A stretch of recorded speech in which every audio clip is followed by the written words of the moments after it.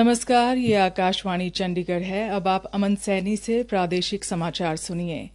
केंद्रीय मंत्रिमंडल ने कल किसान कल्याण और विकास से जुड़ी कई योजनाओं को मंजूरी दी। इनमें 15वें वित्त आयोग की अवधि के दौरान जारी केंद्र की प्रधानमंत्री किसान संपदा योजना के लिए 1,920 करोड़ रुपए के अतिरिक्त परिव्यय के साथ कुल 6,520 करोड़ रुपए के व्यय को मंजूरी देना शामिल है। सूचना और प्रसारण मंत्री अश्विनी वैष्णव ने यह जानकारी दी। तो ये साइंटिफिक तरीके अपनाने से किसानों की इनकम में सुधार आता है। इसीलिए जरूरी है कि इंटरनेशनल स्टैंडर्ड्स पे एक्सपोर्ट्स को बढ़ावा देने के लिए फूड टेस्टिंग लैब्स की स्थापना की जाए। ओवरऑल आउटले बढ़ाया गया टू 6,520 करोड़ रुपीस और उसमें से 1,000 करोड़ स्पेसिफिकली रखा गया 50 irradiation units and 100 food testing labs के लिए। हरियाणा के मुख्यमंत्री नायब सिंह ने कल रबी सीजन 2025 के दौरान ओलावृष्टि से प्रभावित 22,617 किसानों को राहत देते हुए 52 करोड़ 14 लाख रुपए की मुआवजा राशि सीधे उनके बैंक खातों में हस्तांतरित की। मुख्यमंत्री ने कहा, आज हरियाणा प्रदेश के जिन किसान की फसल का खराबा हुआ, उस फसल के खराबे का आज 52 करोड़ 14 लाख रुपया 22,617 जो हमारे बेनिफिशियरीज किसान हैं, जो लाभार्थी किसान है जिनकी फसल का खराबा हुआ, उन लोगों के खाते में ये पैसा पहुंच गया है। इस अवसर पर मीडिया के प्रश्नों का उत्तर देते हुए कहा कि कांग्रेस ने अपने शासनकाल के दौरान किसानों की फसलों के नुकसान के लिए 5500 करोड़ रुपए वितरित किए थे, जबकि वर्तमान सरकार ने अब तक लाभार्थी किसानों के बैंक खातों में फसल खराबे के 15,000 करोड़ रुपए हस्तांतरित किए हैं।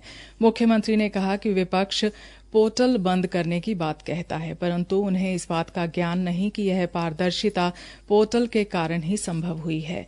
पोर्टल की वजह से ही किसान का पूरा पैसा सीधे उसके बैंक खातों में पहुंच रहा है, लाभार्थियों को सीधे लाभ मिल रहा है।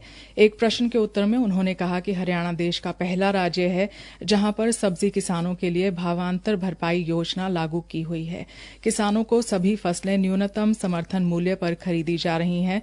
मुख्यमंत्री ने कहा कि प्रधानमंत्री नरेंद्र मोदी के दृष्टिकोण के अनुरूप प्राकृतिक खेती को बढ़ावा देने के लिए प्रदेश के किसानों को जागरूक एवं प्रेरित किया जा रहा है। उन्होंने कहा कि अत्यधिक रासायनिक खादों व कीटनाशकों के उपयोग से उत्पन्न अनाज से मानव के साथ साथ पशु पक्षियों के स्वास्थ्य पर प्रतिकूल असर पड़ रहा है। इसलिए प्रधानमंत्री ने प्राकृतिक खेती अपनाने पर बल दिया है।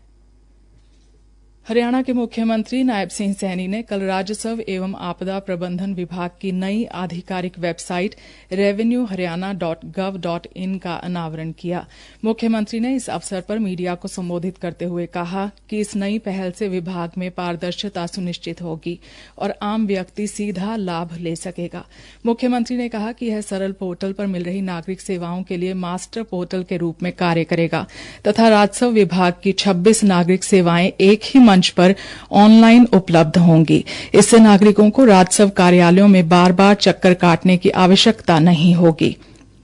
उन्होंने कहा कि उच्च तकनीक वाली इस वेबसाइट में सिंगल साइन ऑन जैसी विशेषताएं हैं। इसकी एक प्रमुख विशेषता है कि नागरिक अपने घर बैठे ही पंजीकरण आवेदन प्रस्तुत कर सकते हैं। मुख्यमंत्री ने कहा कि हरियाणा सरकार ने राजस्व रिकॉर्ड के डिजिटलाइजेशन के लिए एक नए युग की शुरुआत की है, जो पूरी तरह से GIS आधारित है, जिससे भूमि की स्थिति की वास्तविक समय पर निगरानी संभव हो पाएगी। राजस्व विभाग की वित्त आयुक्त डॉ सुमित्रा मिश्रा ने बताया कि राजस्व विभाग अगले महीने से और अधिक नवीन डिजिटल समाधान शुरू करने की योजना बना रहा है, जिसमें निजी संपत्ति पोर्टल, निशानदेही पोर्टल और एक पेपरलेस पंजीकरण प्रणाली शामिल है, जो राज्य भर में संपत्ति पंजीकरण को सरल और डिजिटल बनाएगी। रोहतक से हमारे संवाददाता दीपक खोखर के पिता मास्टर रामधारी खोखर का कल शाम निधन हो गया। उन्होंने जाट स्कूल रोहतक में करीब 40 वर्ष तक सेवा दी। उनका अंतिम संस्कार आज शीला बाईपास स्थित रामबाग शमशान घाट में किया जा रहा है। इसी के साथ समाचार बुलेटिन समाप्त हुआ।